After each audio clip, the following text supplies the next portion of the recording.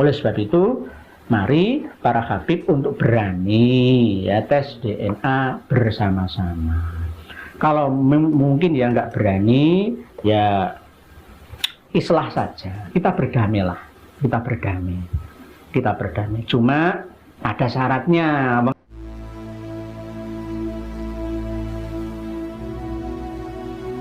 Itu falyatabawa, maka dia telah mencari jalan kembali mak'adahu, tempat duduknya minan nari, dari neraka.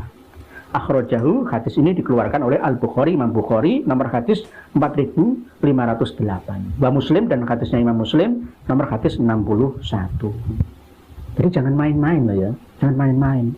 Ini juga ada hadis lagi dari Imam Bukhari, Anil Mughirah bin Syu'bah, dari sahabat Mughirah bin Syu'bah radhiyallahu anhu, qala, beliau berkata, sami itu saya mendengar Nabi sallallahu alaihi wasallam yaqulu, bersabda, inna kadziban alayya laisa kakadzibin ala ahadin. Sesungguhnya berdusta atas namaku itu tidak sama seperti berdusta kepada orang lain selain aku. Ya.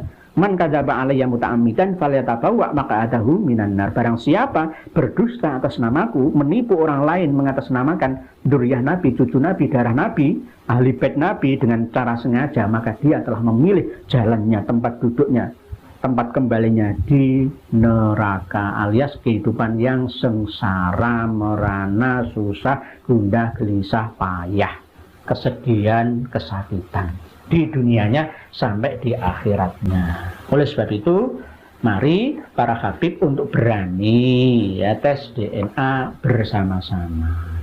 Kalau mungkin ya nggak berani, ya islah saja. Kita berdamailah, kita berdamai. Cuma ada syaratnya. Islah itu nggak ada syaratnya. Itu gimana? Ya harus ada syaratnya. Sesuai yang sering saya sampaikan dalam channel ini, bahwa syarat sahnya islah kita adalah ya harus menghapus ya doktrin mengagungkan, mengkultuskan, menghulukan nasab secara berlebihan dan menganggap nasab orang lain itu remeh dan rendah, menghina umat Islam yang lain nah, di bawah kasta mereka, ya, dan mencabut ya ucapan-ucapan yang merendahkan orang lain.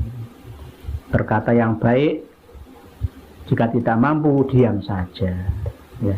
Rukun dengan semua, ayo membangun bangsa, guyub rukun. Apa yang saya sampaikan ini tidak ada hubungannya dengan politik identitas, dengan presiden atau wakil presiden, calon presiden 2024. Saya nggak berhubungan dengan itu, saya murni.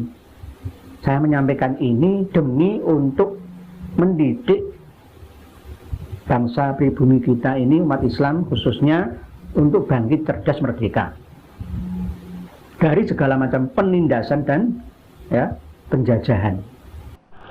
Assalamualaikum warahmatullahi wabarakatuh. Selamat datang, selamat berjumpa kembali di channel Islam Nusantara, channel yang selalu setia dan standby di ujung selatan Pulau Jawa. Beliau tadi adalah Kiai Nur Ihya Ampel, Surabaya. Sangat jelas dan mudah dipahami penjelasan beliau bahwa ternyata berdusta atas nama Nabi atau bahkan mungkin melakukan penipuan dengan atas nama Nabi, maka orang tersebut akan ditempatkan di neraka jahanam. Ngeri ya.